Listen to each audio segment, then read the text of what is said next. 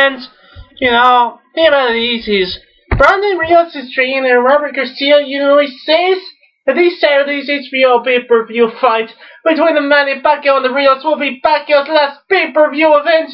You know why? Because Pacquiao's trainer, Freddie Roach, will be having a retirement party for the soon-to-be 35-year-old Pacquiao after he gets knocked out by the Rios.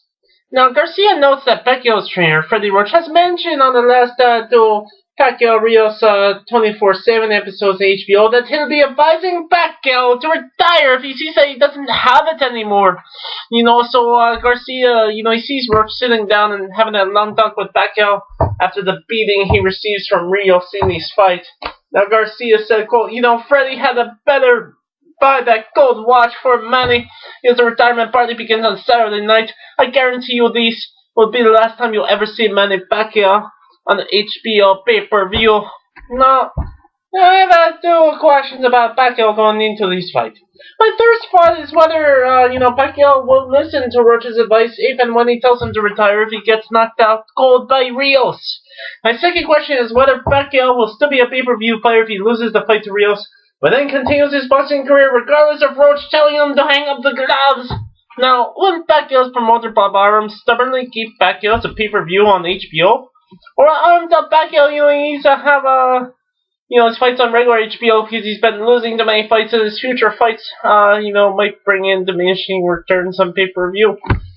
Now, Garcia feels that the Gold Watch ceremony, for Pacquiao will be taking place after Saturday night fights, but I'm not sure that he'll choose to retire. Some fighters like Evander Holyfield have stuck around until the bitter end and fought their way past their prime. I can somehow see Pacquiao continuing on even after he gets beaten by Rios and any number of fighters. Yes, it's going to make Roach look, like a little bit silly if he sticks it as Pacquiao's trainer with him losing left and right, but, Roach will need to say something about why Pacquiao hasn't retired despite him having told to do so. The way, Roach talks, he seems to be under the impression that Pacquiao will follow his directions and hang up his gloves if, he tells him to do so. But I think Roach might be in for a rude awakening if Pacquiao continues to jog away, with loss after loss. This Saturday, it's a fight where, anything at all could happen. I know Pacquiao's the favorite, but he also was the favorite in his last two fights against Manuel Marquez and Gibraltar, and we saw what happened in those fights. So I see the Pacquiao-Rios fight as a toss-up bout.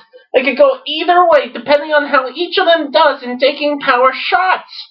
If Rios can handle Pacquiao's power, then we'll likely see Pacquiao get knocked out at some point in the fight.